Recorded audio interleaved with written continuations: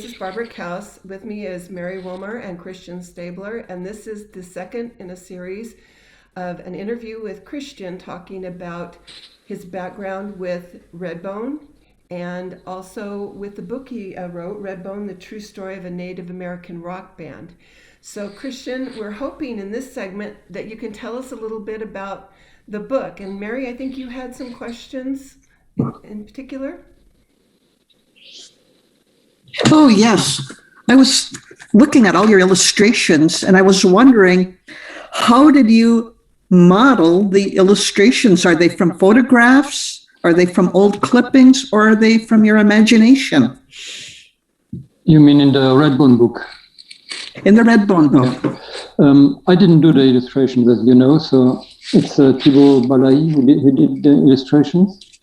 And I gave him as much photographs and documents I could. What I found, he had a website, and I had a lot of things in my computer that I sent to him.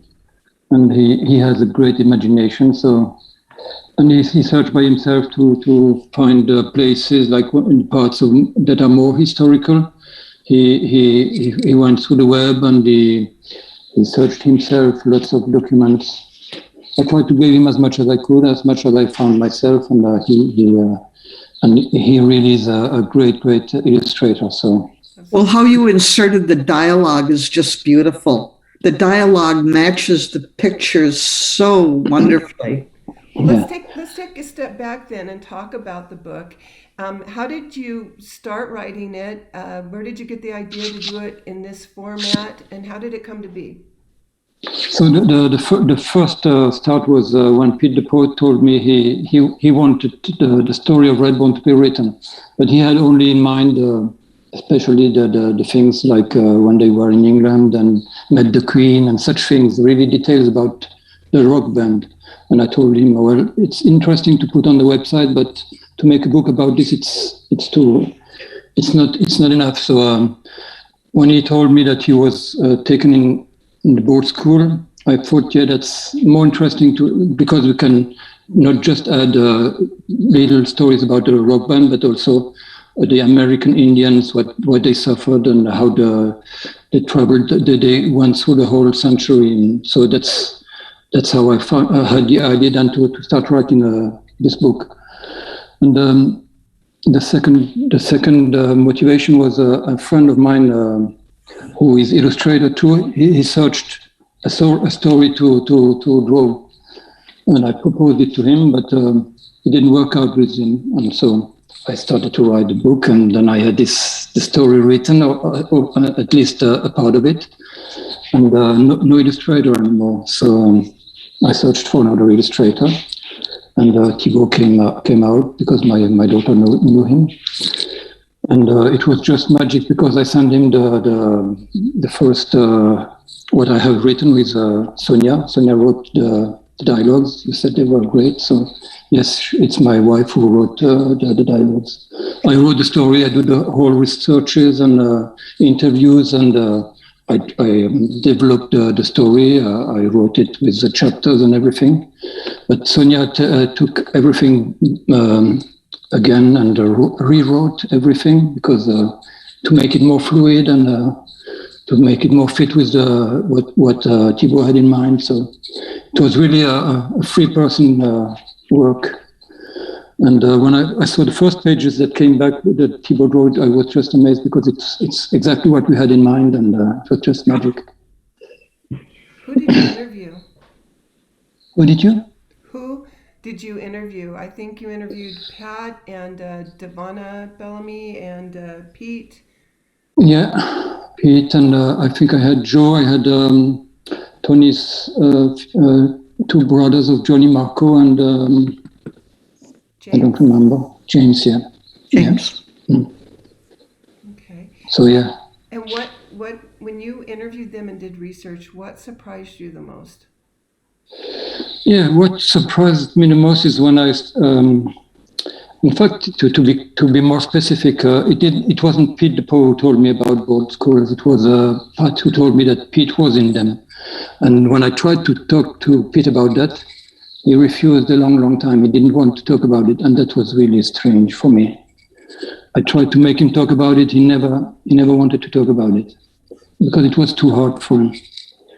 And so I had to insist a lot. And that was the most strange thing I had to get into. Yeah. It's understandable. There's many stories coming out now about the atrocities that happened, and that's really too bad that he had to deal with that. Were there any other surprises about the band, the music, the players, anything like that? Yeah, lots of things. Most of them I put in the book, but there are some little things like Pete told me that they talked with Jimi Hendrix just before he died, a week or two before he died, and they had the idea to put together a band with Jimi Hendrix. So I couldn't make it in the book because Pete was the only one to say it to me. I couldn't find out if it really happened. So I couldn't. How do you say when you have to find different sources to be sure that the facts are real? Yeah. So. But that was amazing, and Pete, who told me about he had in mind that it was strange that Jimi Hendrix and Jim Morrison and so I have my memory was getting loose, and how's she called, singer who died in the same year, Right. And it was strange for him. He found it really bizarre that all these three people died in the same year when they had the idea to get against the Vietnam War and so. Don't know if I'm clear. Yeah, I think there's been I'm a bit confused. I think. Was it Richie Vallee? No. It was American Pie. A woman, the best woman singer in. Tell me. Oh, Janis Joplin. Janis Joplin, of course. Janis, yes. Okay. Yeah, there were a lot of early deaths. I put together a video on 23andMe, and at the end of it, we found everyone in that time period who had died before they were 30 or 35. And I filled the screen. There were so many. It was pretty amazing. And Pat actually put it on his podcast, and he knew every single one of them. So I think they must have been a tight group in that time period. Yeah. So, Yeah. Mary, did you have more questions about the graphics? I think some things that. Did you have too much material to put in the books, Christian? Or is there anything you had to leave out? Yeah, and there were lots of anecdotes that Pete told me that were really interesting, and can you tell us one or two? The one that come to mind is when I think they were playing in Holland, and they were on stage before to rehearse to do the checkup. How do you say checkup? Yeah. Before playing. Sound check. The sound check. Yeah. Sound check.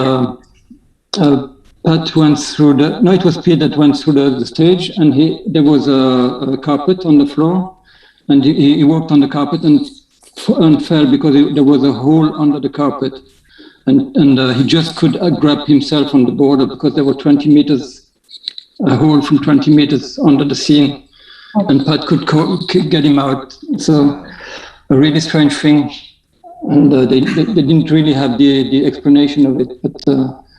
So that was something really weird, but I didn't put that in the book, but it was really strange. That's really interesting. I had the chance to interview Al Cotillo, who was the road manager on that tour. And after Pete went home, they hired Butch Rillera. And early on, when he also fell from the stage and hurt himself, but he continued to play even though he was hurt the whole time. So that's really interesting. Okay, well, we're about at the end of this section, and so is there anything about the book that no one asks that you'd just love to tell us about?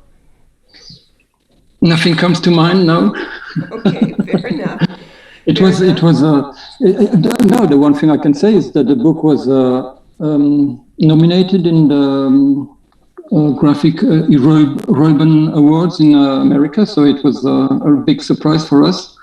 It was really great, but we didn't win, but it was really nice to be nominated, so I think Thibaut was really proud of it. Yeah, I think people love the book. Mary, if you want to hold it up again, it's of course. Redbone, The True Story of Native American Rock Band. And so it's on Amazon, it's on several websites. If you haven't gotten it, you might want to grab a copy because it's absolutely fascinating. So, I'll show you some of the inside. oh yeah, yeah. The artistry is amazing. So, okay, we'll wrap up this section and we'll be back for the third section in a few.